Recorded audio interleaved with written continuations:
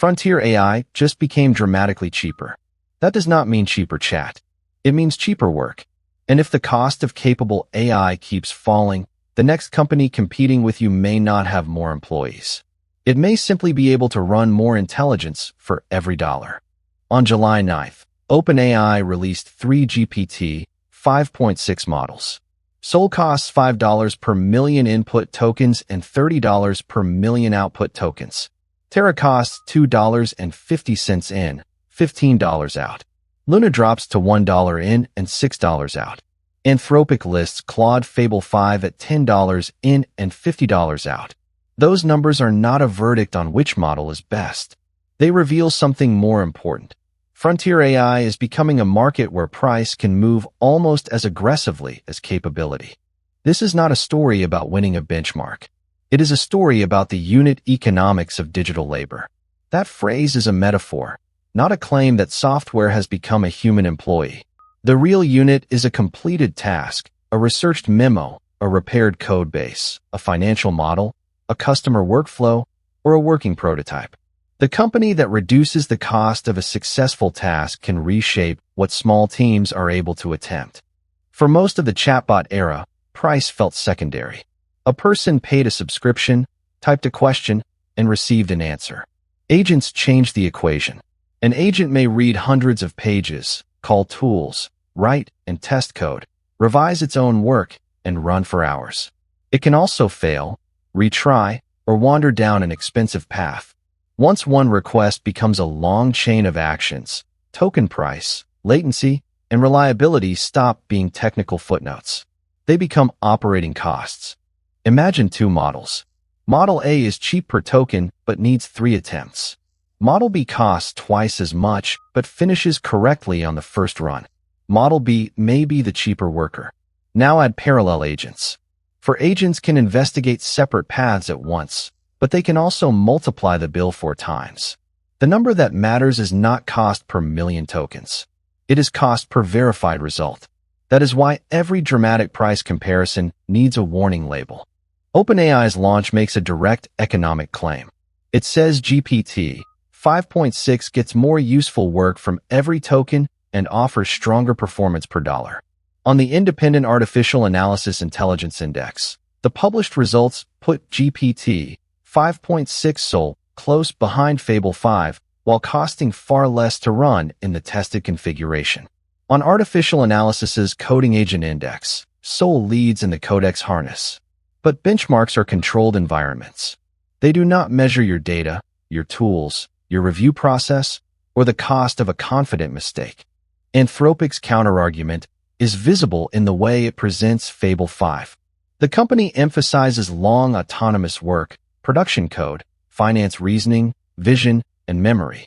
It cites a Stripe migration across a 50 million-line codebase that the company says compressed months of engineering into a day. That is a vendor-selected example, not a universal productivity rate. Still, it shows what the competition is selling now, not a smarter sentence. A larger block of finished work. This is where the price war becomes a business model war. OpenAI is offering a family.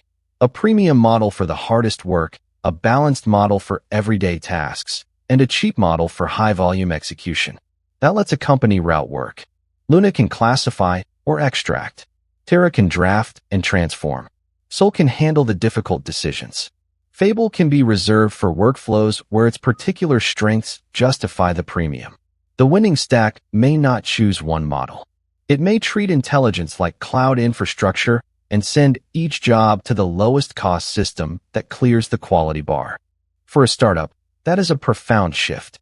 5 years ago, building a support operation, research desk, design pipeline, and internal software platform required hiring across several specialties.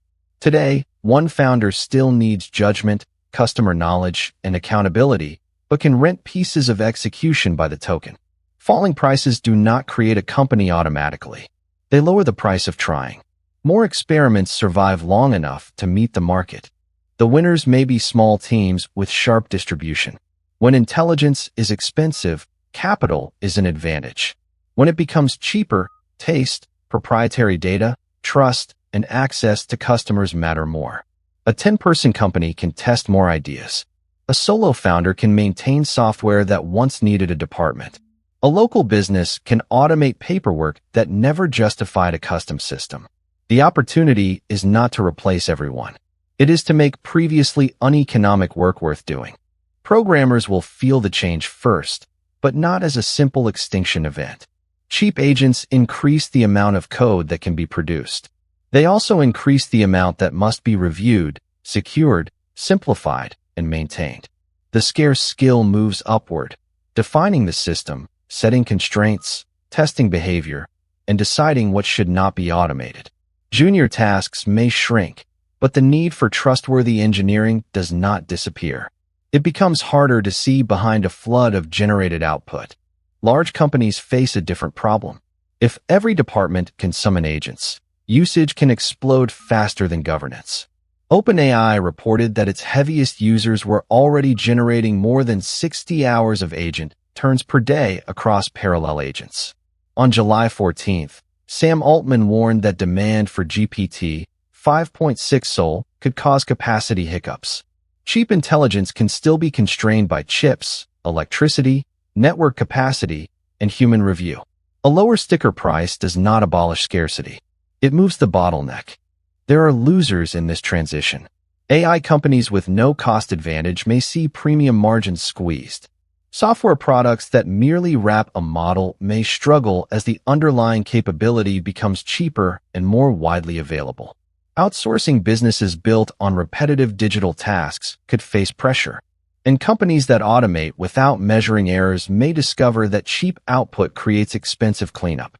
There is also a trap for ordinary users. A lower API price sounds like a discount, but agents encourage more consumption. A model that costs half as much but runs 10 times longer is not cheaper. A team supervising 5 parallel agents may save labor and still burn through budget. The responsible comparison is a small, repeatable test. Same task, same tools, same acceptance criteria, measured for cost, completion time, corrections, and failure rate. That measurement discipline separates a real productivity gained from a demo. Run 20 representative tasks. Record how often each model finishes without help. Price the retries. Add the minutes a human spends checking the result. Include the cost of failures that slip through. Then route work based on evidence. The cheapest intelligence is the one that reaches an acceptable answer with the least total waste. Over the next few years, model names will change faster than business habits. The durable trend is the falling cost of capable inference combined with agents that can spend far more inference on a goal. Those forces pull in opposite directions. Cheaper tokens, larger workloads. The result will not be infinite free intelligence. It will be a new optimization race around cost per outcome. And that changes the strategic question. If intelligence can be rented cheaply, owning a large staff is no longer the only way to attempt large projects. But judgment cannot be rented so easily. Neither can reputation, access, responsibility, or the courage to choose one problem and ignore 100 others. The AI price war is not making human work worthless. It is making execution more abundant. When execution becomes abundant, the scarce layer moves upward. So what will matter most when intelligence gets cheap? Judgment, trust, energy, or customers?